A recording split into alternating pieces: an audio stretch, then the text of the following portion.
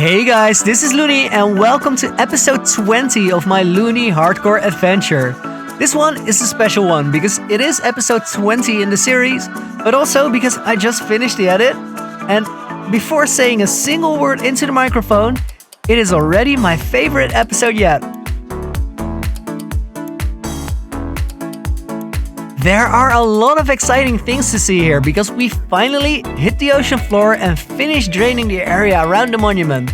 Then we had our first thunderstorm where we could take the trident with channeling outside and start our mobhead collection. And later in the episode we had a very big thunderstorm, so we could get quite a few mobheads to start the collection off with.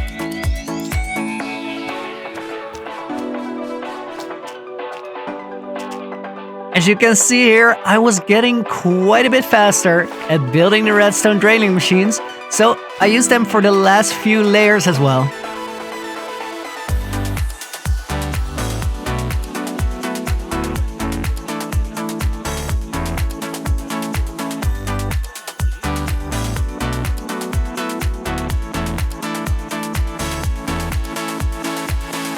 For the final spots, I made sand lanes and used the sponges to get rid of the last bits of shallow water that were left before we got to the ocean floor.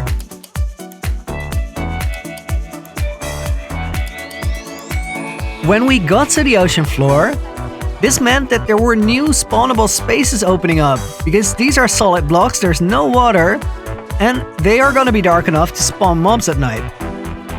Since these are the only spawnable spaces, it started getting very crowded, so I decided to light the place up.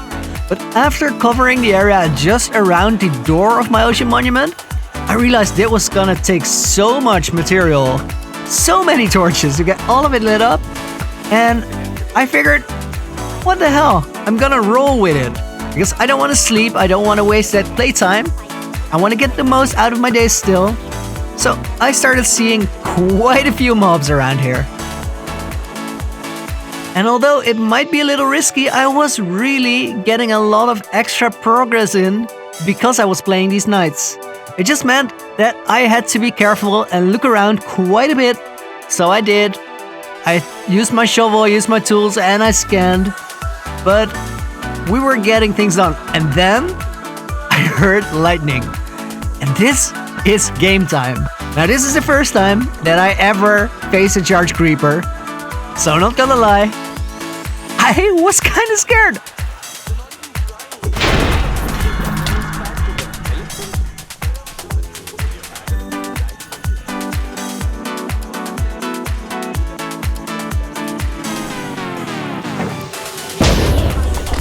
My first confrontation with a charge creeper went well. I actually survived it, and I started facing off against these guys a lot. Every time lightning strikes, I start flying to the nearest place where I want to face them.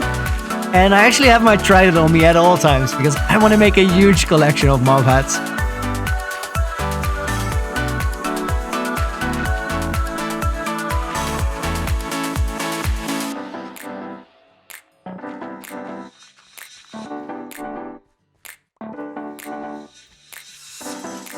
With all this playing at night, I sometimes did get into a hairy situation like this one.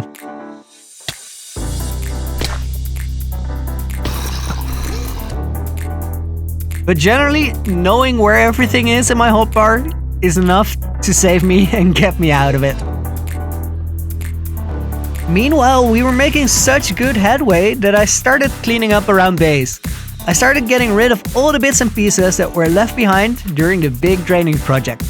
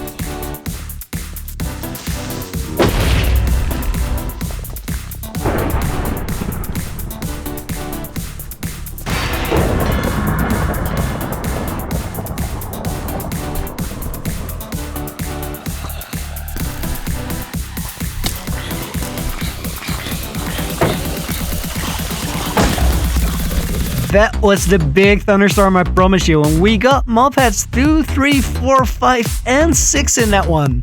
And after, I took a little flight around base. And it is quite exciting to finally see that we're closing in on the end of the draining project. So I went inside the monument structure to prepare for the next stage, because now that we have ocean floor, we also have a ton of mobs outside, and I want to fix that. So I made a design that both looks fancy and takes care of spawn-proofing the entire thing. And it involves a lot of bottom half slabs and a lot of light.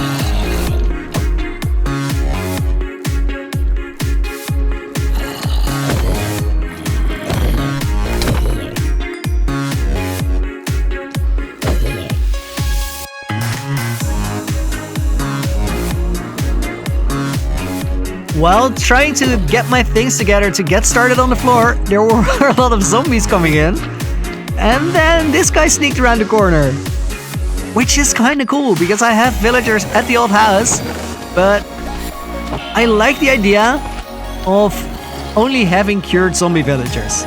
And I absolutely 100% stole this from Filza, but I saw him do it, and it seems like such an awesome thing to do. To only have cured villagers rather than enslave a whole town.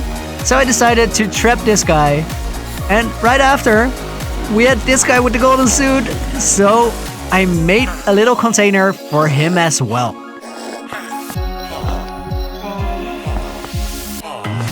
With both of them safely inside of the structure, we could start on the floor. And I made a design for this. I drew a pixel art that will be my guide to getting this done, and I took seaweed as an inspiration, and I figured this might be the kind of thing you want to see a time-lapse of.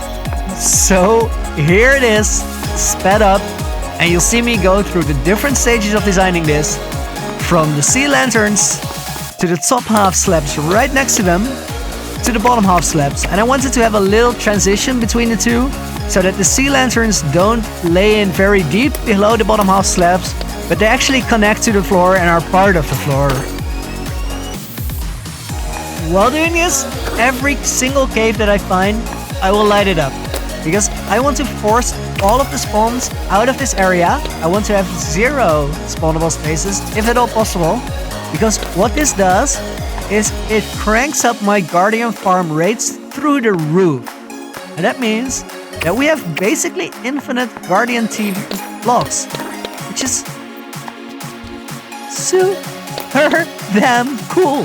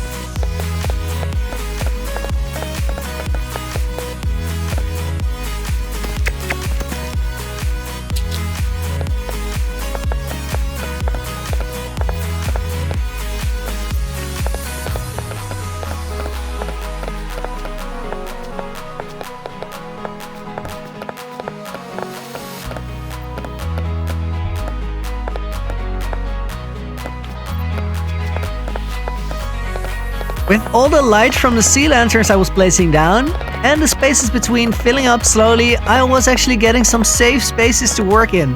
So I could rotate between placing new light sources during the day in areas that were dark up until that point, and then filling them in at night. Because when I was filling them in, I was in between the light and there would be no mobs to bother me.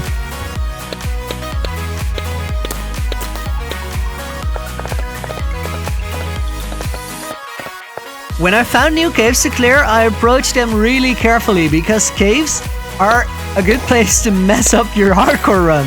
So I thought about how do I get out of it before I went in, dug a little staircase like here, and then I slowly cleared them while lighting them up and carefully looking around each and every corner. Now this cave, pretty doable. You can see that there are quite a few mobs spawning in already, and because I've spent a lot of time in the area, they are kind of buff. But this cave is okay. It's not too bad. Next episode though, we find a cave which is absolutely insane. And it would not be the last one, because with every cave we light up, the next one is gonna have more and more mobs.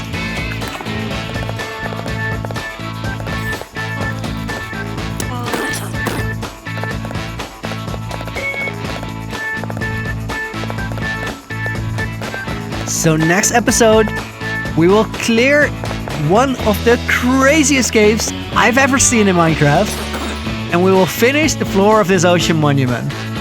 For now, I will leave you guys with a progress shot of how we were doing, because I flew around over the monument a little bit, and this is the moment where I first got really hyped about where this series is gonna go, because this is the first idea I had, and there are so many more waiting to be finished, and I can't wait to make all of them happen for you guys.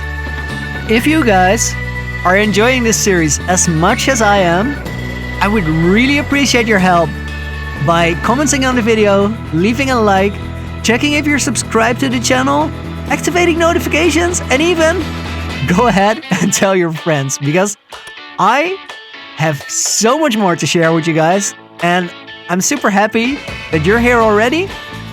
It would be great if we could get more people on board so I can take it really far.